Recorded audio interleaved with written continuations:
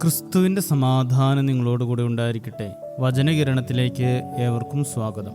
ഭക്തനായ ഒരു മനുഷ്യൻ അദ്ദേഹത്തിൻ്റെ ദൈവഭക്തിയും ആത്മീയ തീഷ്ണതയും മാലാഖമാരെ ഏറെ ആകർഷിച്ചു. മാലാഖമാർ ദൈവസമക്ഷമെത്തി ഭക്തന് വേണ്ടി ശുപാർശ ചെയ്തു. അദ്ദേഹം നല്ല രീതിയിൽ ആത്മീയ തീഷ്ണതയോടെ ജീവിക്കുന്നു. കൂടുതൽ പ്രയോജനവും നന്മയുമുള്ളവനാകുവാൻ അദ്ദേഹത്തിന് എന്തെങ്കിലും വരം നൽകണം. ഇതായിരുന്നു അവരുടെ ശുപാർശ. ദൈവം പറഞ്ഞു, നിങ്ങൾ പോയി അദ്ദേഹത്തിന് എന്ത് വരമാണ് വേണ്ടതെന്ന് അന്വേഷിച്ചു വരിക. അവർ പോയി ഭക്തനെ കണ്ട് കാര്യമറിയിച്ചു. പക്ഷേ അദ്ദേഹം പറഞ്ഞു, ഇപ്പോഴത്തെ അവസ്ഥയിൽ ഞാൻ പൂർണ്ണ സംതൃപ്തനാണ്, വരങ്ങളൊന്നും ആവശ്യമില്ല. എന്നാൽ മാലാഖമാർ അദ്ദേഹത്തെ വളരെയേറെ നിർബന്ധിച്ച് എന്തെങ്കിലും വരം തിരഞ്ഞെടുക്കുവാൻ അദ്ദേഹത്തോട് അഭിപ്രായം ചോദിച്ചു. അത്ഭുതങ്ങൾ ചെയ്യുവാനുള്ള കഴിവ് നൽകട്ടെ.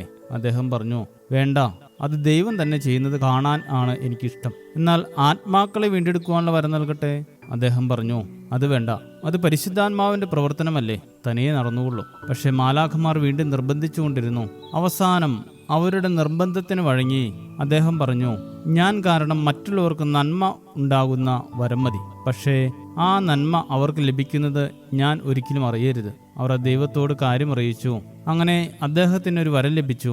അദ്ദേഹത്തിന്റെ നിഴൽ പതിക്കുമ്പോൾ മറ്റുള്ളവർക്ക് രോഗസൗഖ്യം പോലുള്ള പല നന്മകളും ജീവിതത്തിൽ സംഭവിക്കും. പക്ഷേ ആ നിഴൽ അദ്ദേഹത്തിന്റെ മുൻവശത്താണെങ്കിൽ ആർക്കും നന്മ ലഭിക്കില്ല.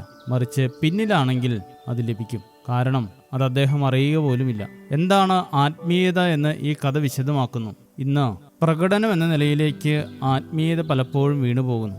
മറ്റുള്ളവർ കാണാൻ വേണ്ടി, മറ്റുള്ളവരാൽ പ്രശംസ ലഭിക്കാൻ വേണ്ടി പ്രകടമാക്കുന്ന ആത്മീയതയും നന്മകളും വർദ്ധിച്ചു വരുന്ന കാലഘട്ടമാണിത്. തങ്ങൾ വലിയ ഭക്തരാണെന്ന് കാണിക്കാൻ വേണ്ടി നാൽക്കവലയിൽ നിന്ന് കൈകൾ ഉയർത്തി ഉച്ചത്തിൽ പ്രാർത്ഥിച്ചിരുന്ന പരീശന്മാരെ പോലെ മറ്റുള്ളവരാൽ ശ്രദ്ധ ലഭിക്കാൻ വേണ്ടിയാണ് ഇന്ന് പല പ്രകടനങ്ങളും. എന്നാൽ കർത്താവിൻ്റെ വാക്കുകൾ ജീവിതത്തിൽ പാലിക്കേണ്ടിയിരിക്കുന്നു. വിശുദ്ധ മത്തായി 6-ാം അധ്യായത്തിൽ ഈ പ്രകടനങ്ങളെല്ലാം കർത്താവ് വിമർശിക്കുന്നുണ്ട്.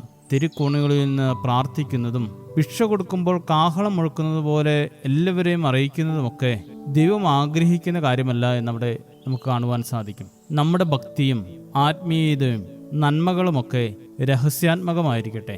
ആരാരും അറിയപ്പെടാതെ, പ്രശംസിക്കപ്പെടാതെ നന്മ ചെയ്യുന്നവരാകാൻ ദൈവം ഏവരെയും സഹായിക്കട്ടെ. ശുഭദിനം നേരുന്നു. ദൈവം അനുഗ്രഹിക്കട്ടെ.